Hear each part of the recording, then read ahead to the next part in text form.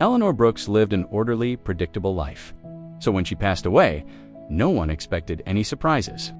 Her family gathered in her quiet Midwestern home, sorting through decades of neatly labeled boxes and photo albums. It was a practical, almost methodical way of grieving.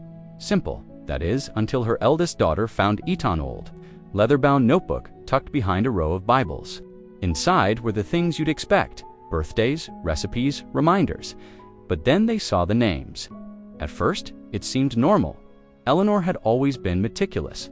But then they noticed something strange. Every grandchild's name was there, neat and consistent, except for one: Michael. His name appeared over and over, but not as Michael. It was written as Caleb.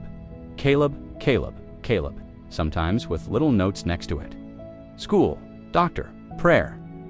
It was as if that was the name she used in her head, the one she whispered when no one was listening. The room fell quiet.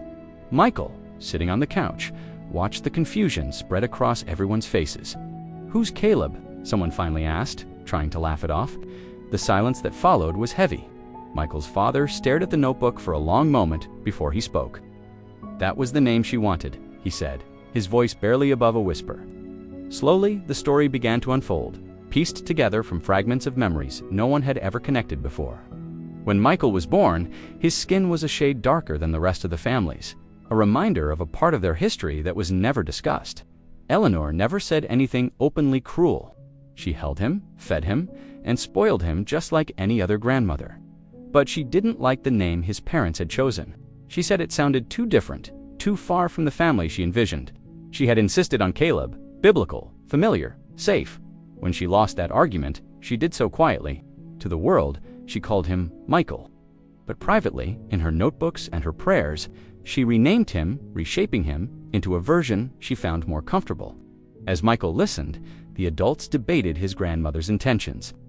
Some defended her, saying it was just an old-fashioned quirk, a product of her time. Others were deeply unsettled. "She loved him," someone said quickly, as if love could erase it all. Michael didn't argue. He just remembered. He remembered her hugs, but also how she always corrected his posture. He remembered the slight hesitation before she introduced him to her friends. Nothing obvious, nothing cruel. Just enough distance for a child to feel like he didn't quite fit in her world. That night, alone with the notebook, he saw his secret name appear on page after page, her handwriting growing shakier with time. It was a strange feeling, realizing that the person who kissed his forehead goodnight had also quietly refused to fully accept him. The next morning, the family tried to move on, their laughter a little too loud. But Michael spoke before they could change the subject. "I don't hate her," he said calmly, and the room froze. "But I wish she'd loved the name my parents gave me. I wish she'd prayed for me, not the version of me she wanted." There was no villain to blame, no apology to demand. Eleanor was gone. What she left behind wasn't outright cruelty, but something harder to name: a quiet rewriting of his identity that lived only in the margins of her life. Years later, when Michael had a child of his own, he chose the name carefully. He said it out loud, again and again, letting it take up space in the world.